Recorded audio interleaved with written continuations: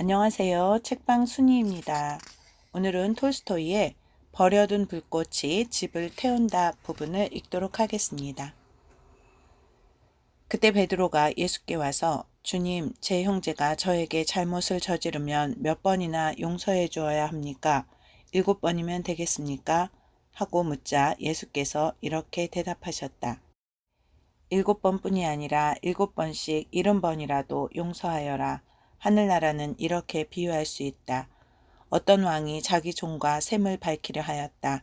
셈을 시작하자 1만 달란트나 되는 돈을 빚진 사람이 왕 앞에 끌려왔다. 그에게 빚을 갚을 길이 없었으므로 왕은 내 몸과 내 처자와 너에게 있는 것을 다 팔아서 빚을 갚아라 하였다.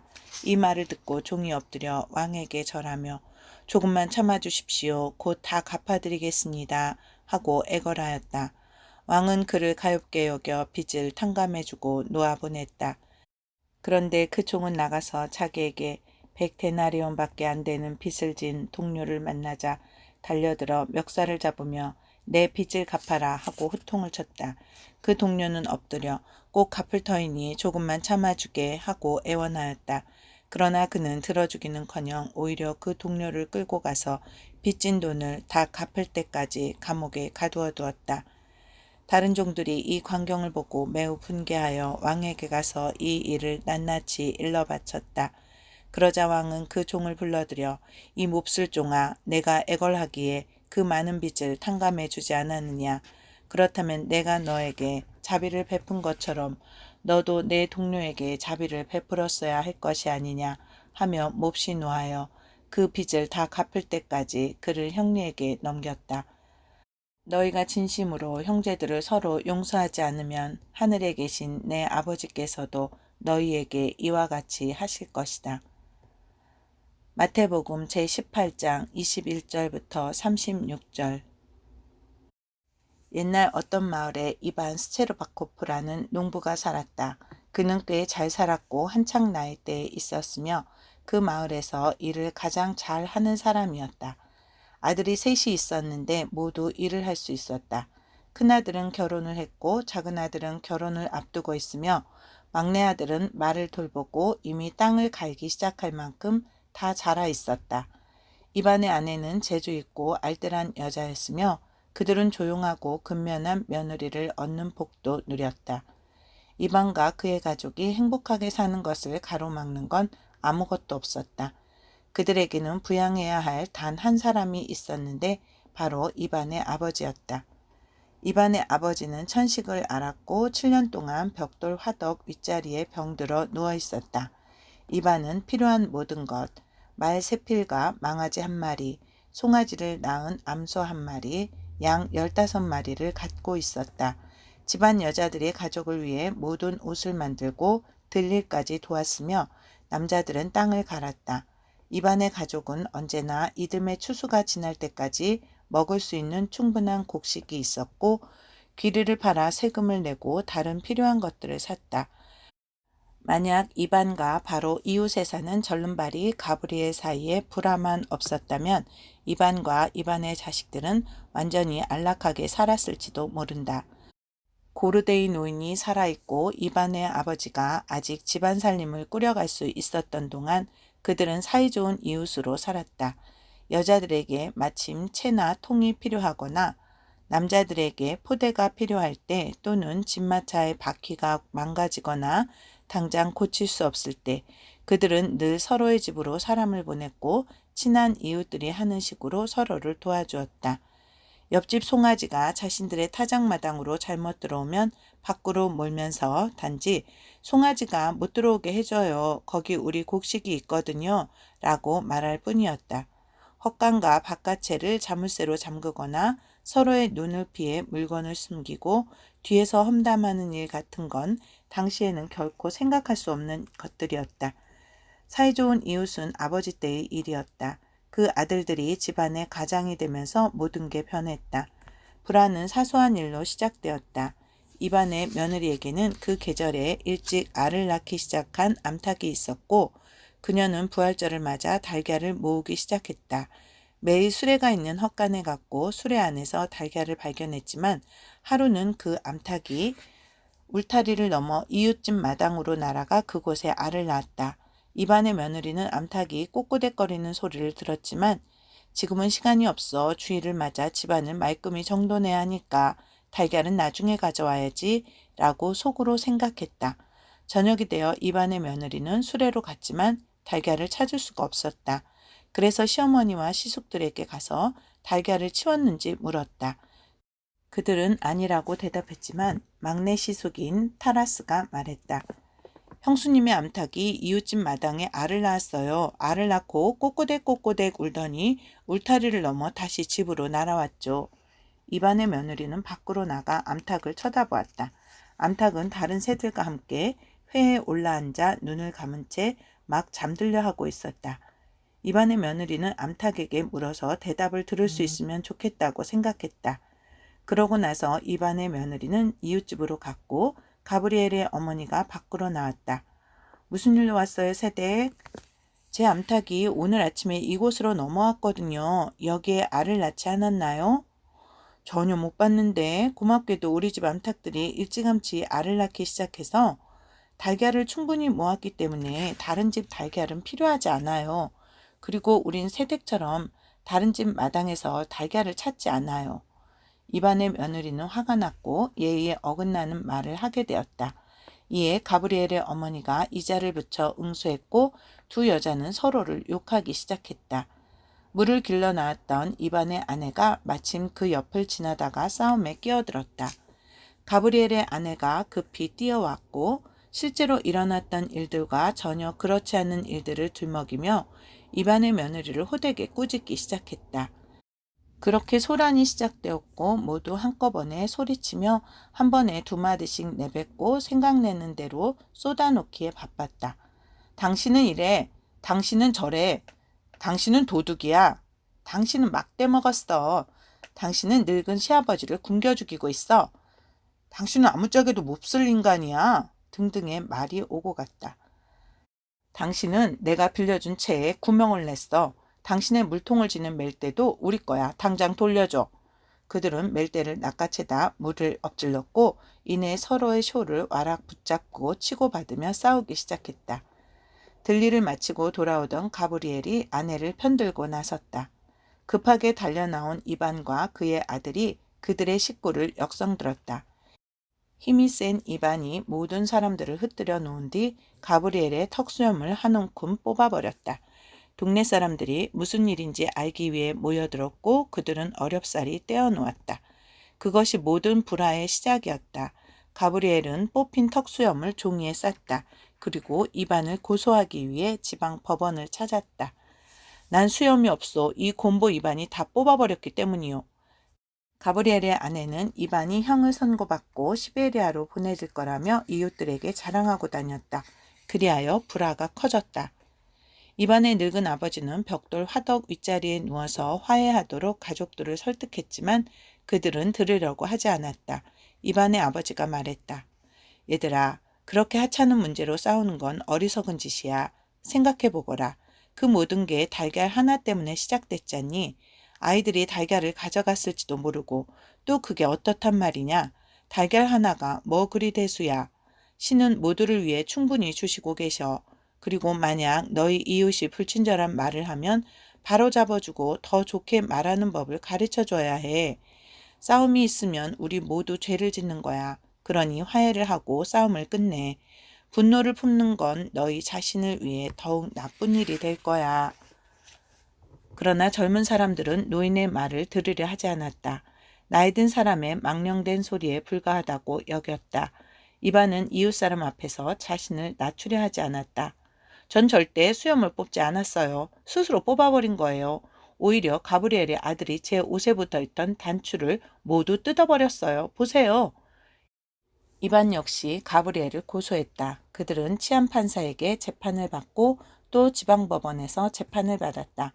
이 모든 일이 진행되는 동안 가브리엘의 집에서 수레바퀴를 연결하는 가늘고 긴 쇠막대가 사라졌다. 가브리엘의 집 여자들은 이반의 아들이 훔쳐갔다고 주장했다. 이반의 아들이 밤에 우리 집 창문으로 들어가는 걸 봤어요. 수레가 있는 쪽으로요. 이웃 사람도 이반의 아들이 술집에서 지주에게 그 쇠막대를 주는 걸 봤다고 말했어요. 그들은 그 일로 또다시 법원을 찾았다. 집에서는 말다툼이나 심지어 몸싸움 없이 지나가는 날이 단 하루도 없었다. 아이들 역시 어른들이 하는 것을 보고 배워서 서로를 욕했다. 여자들이 빨래를 하기 위해 강가에서 우연히 만나면 팔로 물을 짜내는 일보다 입으로 잔소리를 늘어놓기에 바빴다. 그리고 모든 말이 악담이었다. 처음에는 서로를 비방하기만 했지만 나중에는 가까이 있는 건 무엇이든 날쌔게 잡아채기 시작했다. 아이들도 그대로 따라했다. 생활은 점점 더 힘들어졌다. 이반 스체르바코프와 가브리엘은 모든 재판관들이 그들에게 지치고 실증을 낼 때까지 마을 의회와 지방 법원과 치안 판사를 찾아가 서로를 상대로 계속 소송을 제기했다. 가브리엘이 이반에게 벌금이나 감금형을 받게 하면 그 다음엔 이반이 가브리엘에게 똑같이 했고 서로를 괴롭힐수록 그들의 분노는 더욱 커졌다. 개들이 서로를 공격해서 점점 사나워질수록 더욱 오래 싸우는 것과 같았다. 어떤 개를 뒤에서 때리면 그 개는 다른 개가 자신을 물었다고 생각하며 더욱 사나워진다. 농부 이반과 가브리엘이 그러했다. 그들은 고소를 했고 어느 한쪽이 벌금을 물거나 구금을 당했지만 이것은 그들로 하여금 오직 서로에 대해 점점 더 분하게 만들 뿐이었다. 그들은 조금만 기다려 이 빚을 고스란히 갚게 해주지 라고 말했다. 그렇게 그들은 6년을 보냈다. 벽돌 화덕 윗자리에 누워있는 노인만이 계속해서 이야기했다. 지금 뭐하고 있는 거냐? 안 갚음하는 일을 모두 그만둬. 너희의 일에 전념하고 아기를 품지 마라. 그게 너희를 위해 좋아. 아기를 품을수록 더욱 나빠지게 돼. 하지만 그들은 노인의 말을 들으려 하지 않았다. 7년째 접어든 어느 날 이반의 며느리가 결혼식장에서 가브리엘이 말을 몰래 훔치다 잡혔다고 헐뜯으며 망신을 주었다. 가브리엘은 얼큰이 취해서 화를 억누를 수가 없었고 이반의 며느리를 한 대 쳐서 일주일 동안 누워있게 만들었다. 그때 이반의 며느리는 임신한 상태였다. 이반은 크게 기뻐했다. 그리고 즉결 재판소를 찾아가 가브리엘을 고소하며 말했다. 이제 내 이웃을 쫓아낼 거요. 금고형이나 시베리아로 추방하는 걸 피할 수 없을 테니까. 그러나 이반의 바람은 이루어지지 않았다. 즉결재판소 판사는 그 소송을 기각했다. 이반의 며느리를 조사했지만 자리에서 일어나 건강하게 돌아다녔고 어떤 상처 흔적도 보이지 않았기 때문이다. 그러자 이반이 치안판사를 찾아갔고 치안판사는 그 사건을 지방법원으로 넘겼다. 이반은 분기해서 지방법원의 원로와 서기에게 많은 술을 대접하여 가브리엘의 태형을 선고받도록 만들었다. 서기가 가브리엘 앞에서 판결문을 읽었다. 본 법정은 농부 가브리엘에게 법원에서 자작나무 장대로 매 20대를 맞도록 선고한다. 이반 역시 그 선고를 들었고 곧바로 가브리엘을 쳐다보았다.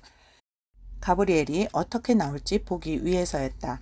가브리엘은 백지창처럼 창백해졌고 돌아서서 통로로 들어갔다. 이반은 형구를 볼 목적으로 가브리엘을 따라가다가 우연히 그가 하는 말을 듣게 되었다. 좋아, 내 등에 매질을 하도록 만들었군. 내 등에 불을 내겠다고? 하지만 이반, 내 뭔가가 내 등보다 더 심하게 타오를지도 모를 일이라고. 이반은 이 말을 듣기가 무섭게 법정으로 돌아가서 말했다. 공정한 재판장님, 가브리엘이 저희 집을 불태우겠다고 위협합니다. 증인도 있어요. 가브리엘이 법정으로 풀려나왔다. 그렇게 말한 게 사실이요? 난 아무 말도 안 했어. 나를 매로 때리시오. 당신에겐 그럴 힘이 있으니까. 이반은 제 하고 싶은 대로 해도 모든 것이 옳고 나만 혼자 고통을 받아야 하는 것 같군. 가브리엘은 뭔가 더 말하고 싶었으나 입술과 볼이 떨렸고 벽 쪽으로 돌아섰다. 법원 관리들조차 그의 모습을 보고 두려움을 느꼈다. 저 사람은 자기 자신이나 이웃에게 어떤 위해를 가할지도 몰라. 그들은 속으로 생각했다. 그때 나이든 판사가 말했다. 여기를 보시오. 여러분은 이성적으로 생각하고 서로 화해하는 편이 좋겠소. 가브리엘 씨, 임신한 여자를 때린 게 옳은 행동이었으니까 다행히 큰일 없이 지나갔지만 하마터면 어떡할 뻔했어요. 그게 잘한 일이에요? 잘못을 인정하고 사과를 하세요.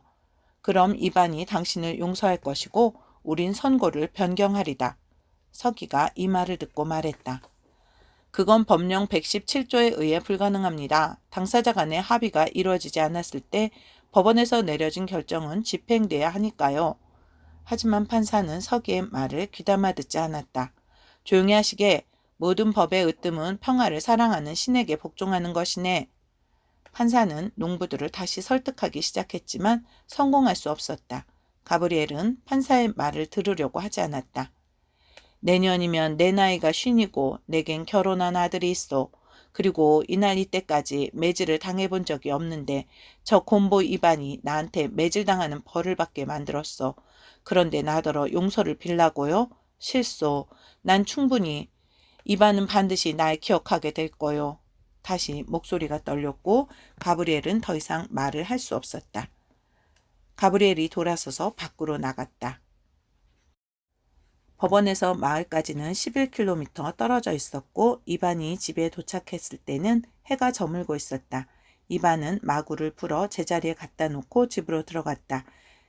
집에는 아무도 없었다. 여자들은 소를 몰아넣기 위해 벌써 밖으로 나간 뒤였고 젊은 아들들은 아직 들에서 돌아오지 않았다. 이반은 안으로 들어가 자리에 앉아 생각했다.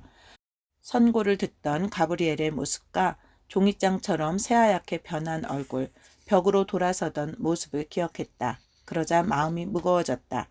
이반은 만약 그 자신이 선고를 받았다면 어떠했을 것인가를 생각했고 가브리엘을 불쌍히 여겼다. 그때 자신의 늙은 아버지가 벽돌 화덕 위에서 기침하는 소리가 들렸다. 노인은 자리에서 일어났고 화덕 아래로 다리를 옮겨 힘겹게 내려왔다. 노인이 느릿느릿 발을 끌며 다가와 자리에 앉았다. 그렇게 움직이느라 완전히 지쳐 있었고 오랫동안 기침을 한 뒤 목소리를 가다듬었다. 그리고 탁자에 몸을 기대며 말했다. 가브리엘이 선고를 받았니? 네, 장대로 매 20대를 맞는 벌이요. 노인은 고개를 절레절레 저었다. 나쁜 일이야, 이반. 네가 잘못하고 있는 거야. 그건 가브리엘보다 너 자신을 위해 더욱 나빠. 가브리엘이 매를 맞는다고 해서 내가 얻는 게 뭐냐? 다시는 그런 짓을 안 하게 되겠죠. 이반이 대답했다. 무슨 짓을 다시 안 한다는 거냐? 가브리엘이 너보다 더 나쁘게 한 일이 뭐야? 저한테 입힌 해를 생각해 보세요. 가브리엘은 제 며느리를 죽일 뻔했고 이제 우리 집을 불태우겠다고 위협하고 있어요. 가브리엘한테 감사라도 해야 한단 말씀이세요? 노인이 한숨을 내쉬며 말했다. 이반아, 너는 넓은 세상을 돌아다니지만 나는 수년간 저 벽돌 화덕 위에 누워 있었고 따라서 넌 모든 것을 보지만 난 아무것도 못 본다고 생각하지? 하지만 얘야, 보지 못하는 건 바로 너야. 아기가 널 눈멀게 하고 있어. 다른 사람의 죄는 내 눈앞에 있지만 내 죄는 너의 등 뒤에 있다. 가브리엘이 나쁜 짓을 했어요? 이런 말이 어디 있어? 만일 가브리엘 혼자만 나쁜 짓을 했다면 다툼이 어떻게 존재할 수 있겠니? 사람들 간의 다툼이 어디 한 사람에 의해 생겨난 적이 있다더냐? 다툼은 언제나 두 사람 사이에 발생한단다. 너는 가브리엘의 나쁜 점을 보면서 정작 내 자신의 나쁜 점은 보지 않아. 만약 가브리엘이 나쁘고 내가 옳다면 다툼은 일어나지 않을 게다. 가브리엘의 수염을 누가 뽑았니? 가브리엘의 건초가리를 누가 망쳤어? 가브리엘을 누가 법원으로 끌고 갔냐? 하지만 넌 그 모든 걸 가브리엘 탓으로 돌리고 있어. 너 스스로 나쁜 삶을 살고 있고 그게 바로 잘못된 거야, 얘야. 난 그렇게 살지 않았고 너한테 그렇게 살라고 가르치지도 않았다. 가브리엘의 아버지와 내가 그렇게 살더냐? 우린 이웃의 도리를 지키며 살았어. 고르데이 집에 밀가루를 떨어져 그 집 안악이 찾아오면 난 곳간에 가서 필요한 만큼 가져가라고 말했어. 고르데이 집의 말들을 목초지로 데려갈 사람이 없으면 난 이반아 가서 말들을 돌봐라 하고 말했어. 그리고 우리 집에 뭔가가 부족하면 난 고르데이를 찾아가 이런 게 필요하다고 말했고 그럼 고르데이가 가져가게나 라고 말했어. 우린 그렇게 아무 걱정 없이 편안하게 살았다. 하지만 지금은 어떠냐? 지난번에 군인이 와서 플레브나 교전에 대해서 말해주고 갔다. 하지만 너와 가브리엘 간의 싸움이 플레브나보다 더 나빠. 그게 사는 거냐? 그건 죄를 짓는 거야. 너는 집안의 남자이자 주인이고 이 집안을 책임져야 할 사람도 바로 너야. 집안 여자들과 자식들에게 내가 무엇을 가르치고 있니? 으르렁거리고 물어뜯는 일이냐? 요전번에 철부지 타라스카가 이웃에 사는 이레나에게 악담을 퍼붓고 있는데 내 아내가 조용히 듣고 있다가 큰 소리로 웃더구나. 그게 옳은 거냐? 그 책임을 져야 할 사람이 바로 너야. 내 영혼을 생각해라. 이 모든 게 당연한 일이니? 상대방이 나한테 한마디 하면 두 마디로 돌려주고 상대방이 날 한 대 치면 두 대로 갚아주고 얘야 그건 아니야. 그리스도께서는 이 세상에 오셨을 때 우리 어리석은 인간들에게 매우 다르게 가르치셨다. 누군가로부터 심한 말을 들으면 침묵해라. 그의 양심이 그를 비난할 것이다.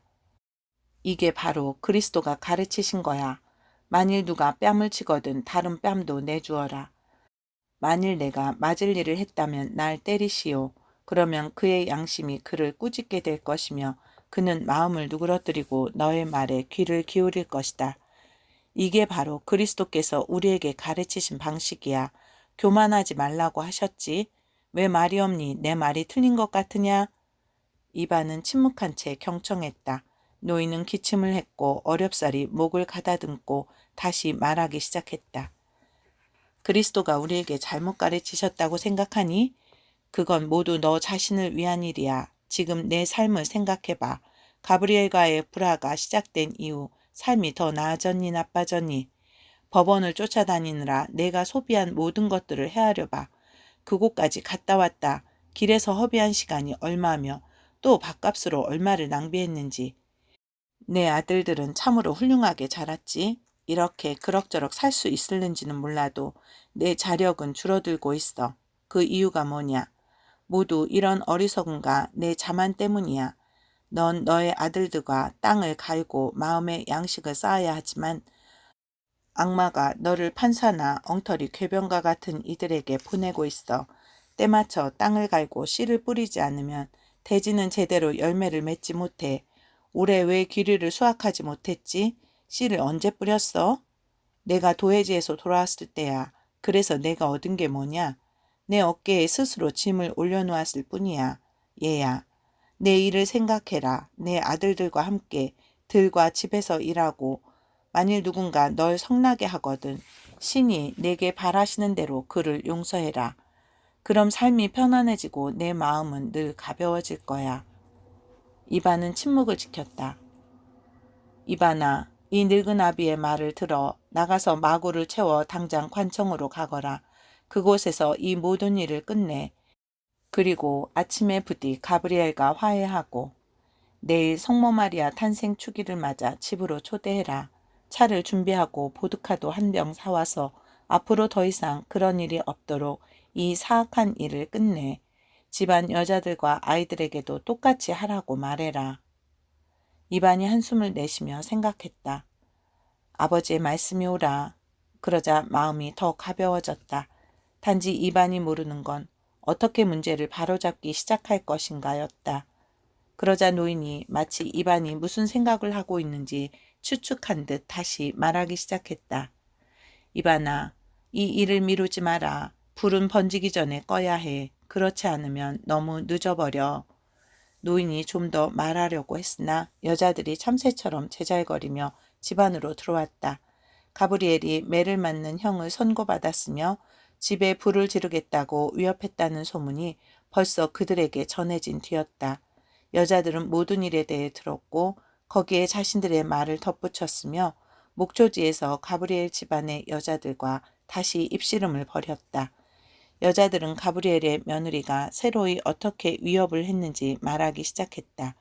가브리엘이 심리를 맡은 즉결재판소 판사의 마음에 들어 이제 그 판사가 모든 일을 뒤집을 것이며 마을 훈장이 이번에는 황제에게 직접 보낼 탄원서를 쓰고 있기 때문에 이반의 농장 중 절반이 곧 그들의 차지가 될 거라는 말이었다.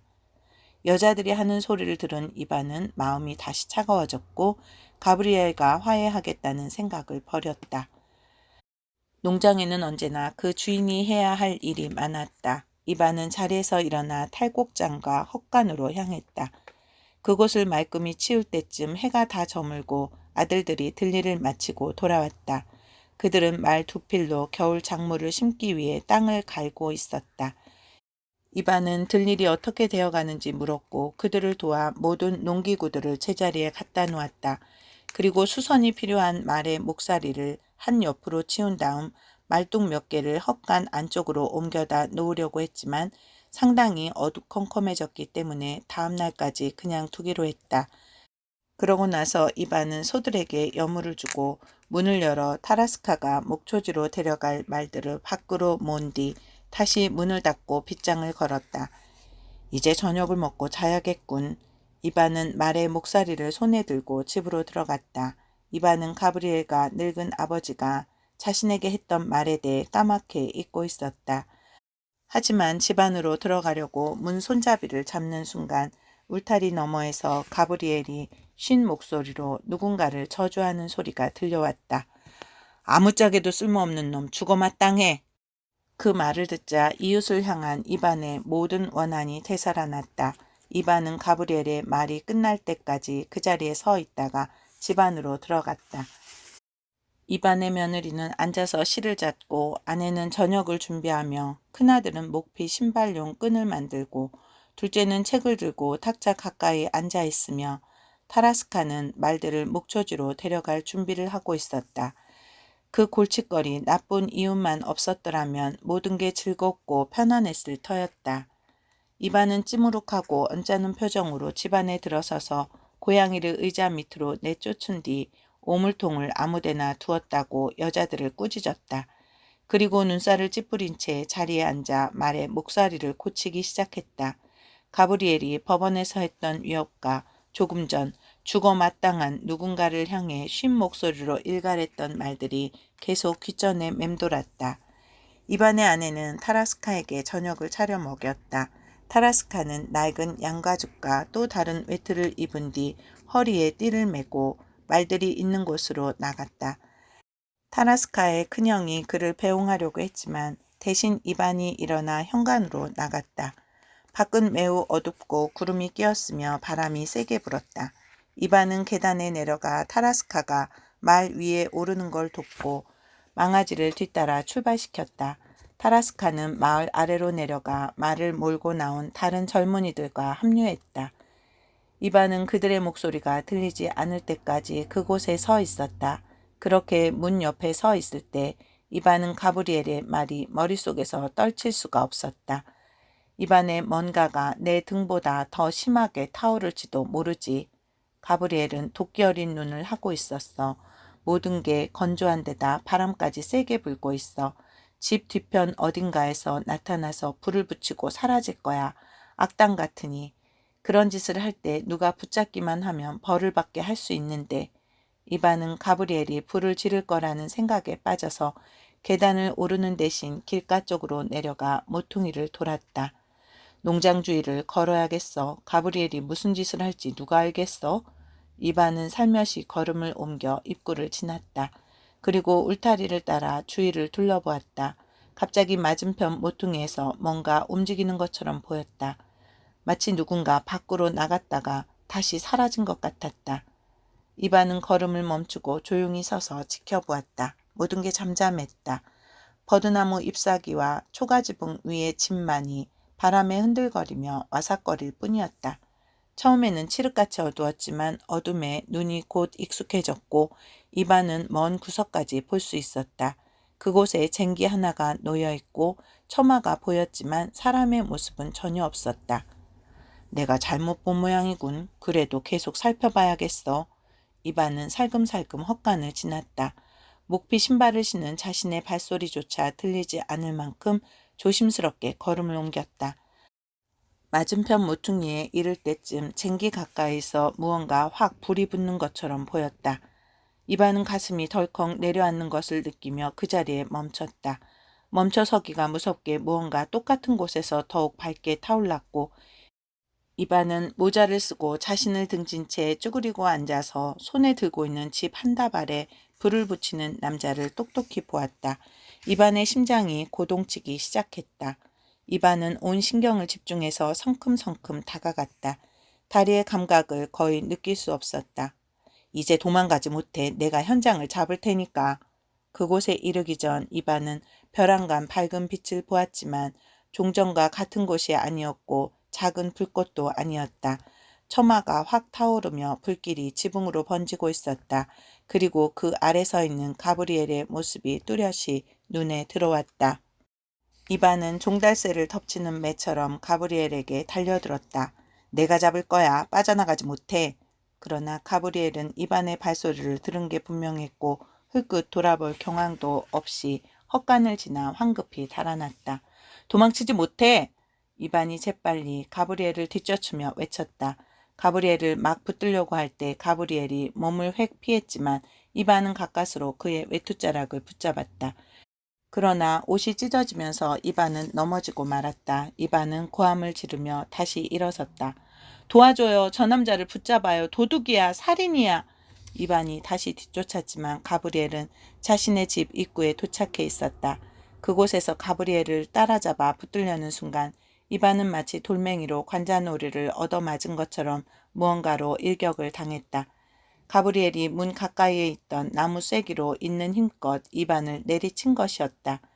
이반의 눈앞에 불꽃이 번쩍이더니 이내 모두 캄캄해졌고 이반은 비틀거리다 쓰러졌다.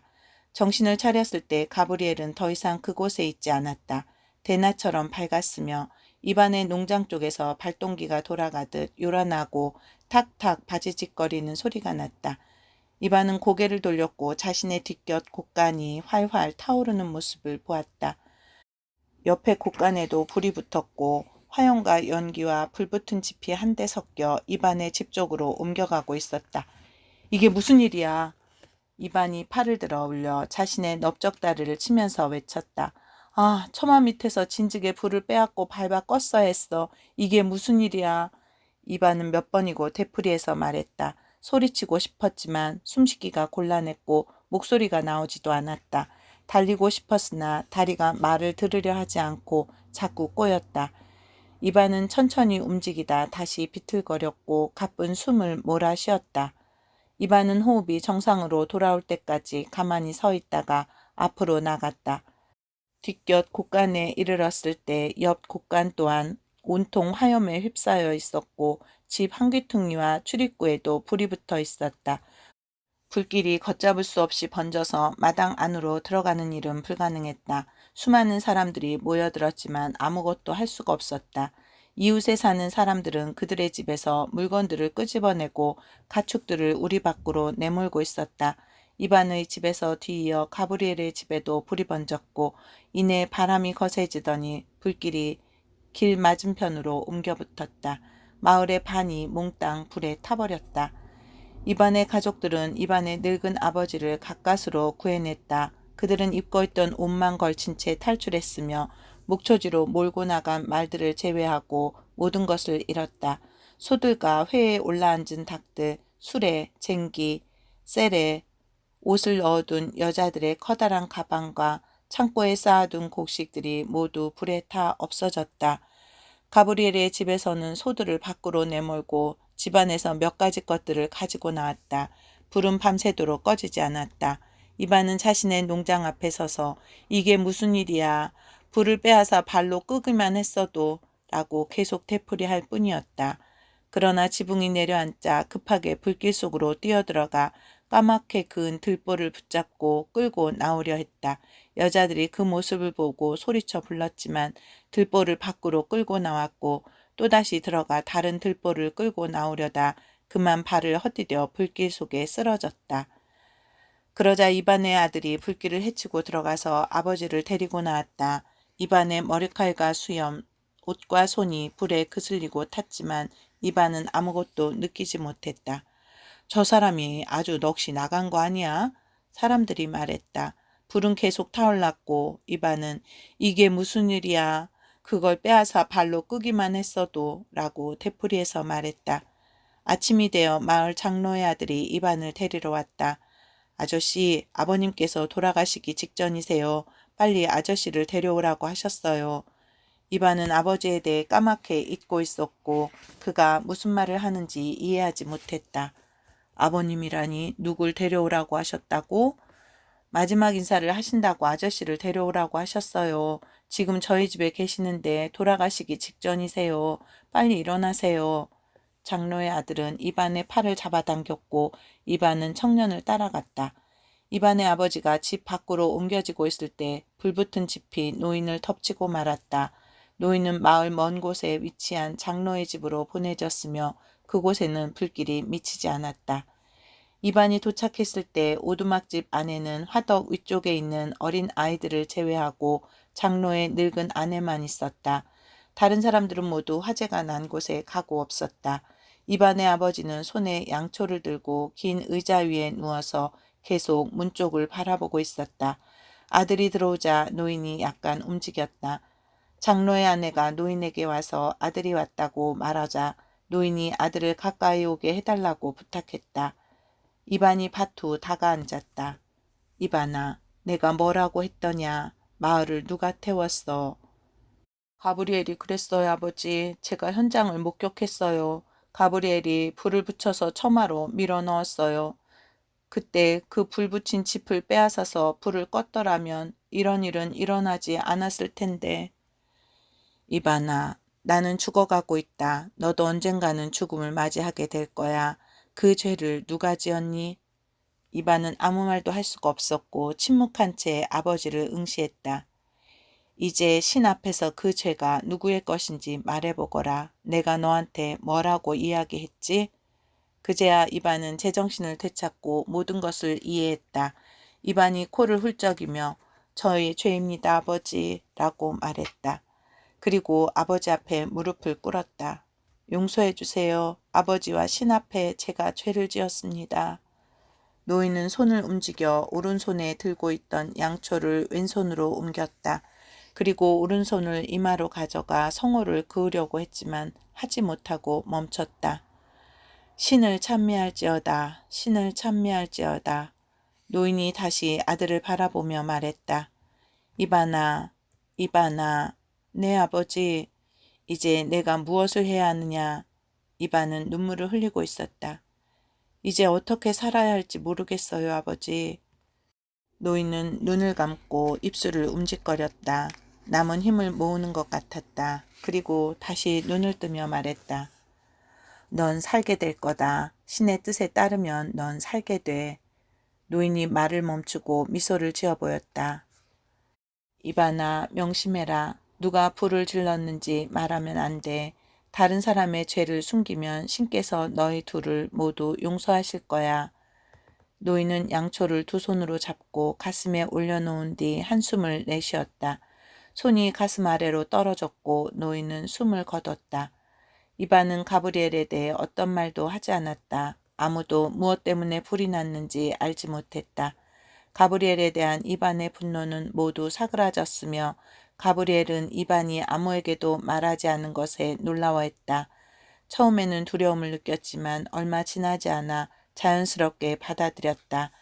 이반과 가브리엘은 싸움을 멈추었고 그러자 가족들도 싸우지 않았다. 오두막집을 다시 짓는 동안 그들은 한 집에서 함께 살았다. 그리고 마을이 재건되었을 때 멀리 떨어진 곳으로 옮길 수도 있었지만 이반과 가브리엘은 전처럼 서로 이웃으로 남았다. 그들은 좋은 이웃의 도리를 다하며 살았다. 이반 스체르바코프는 버려둔 불꽃이 집을 태운다는 교훈과 신의 법을 따르라는 아버지의 말씀을 기억했다. 만일 누군가 그에게 해를 입히면 이제 복수하려 하지 않고 문제를 바로잡고자 애썼다. 만일 누군가 그에게 나쁜 말을 하면 두 배로 돌려주는 대신 악한 말을 사용하지 않도록 그들을 타일렀다. 이반은 집안 여자들과 자식들에게도 똑같이 가르쳤다. 이반 스체르바코프는 자신의 힘으로 다시 일어섰으며 그전보다 더욱 잘 살게 되었다. 1885년 글입니다.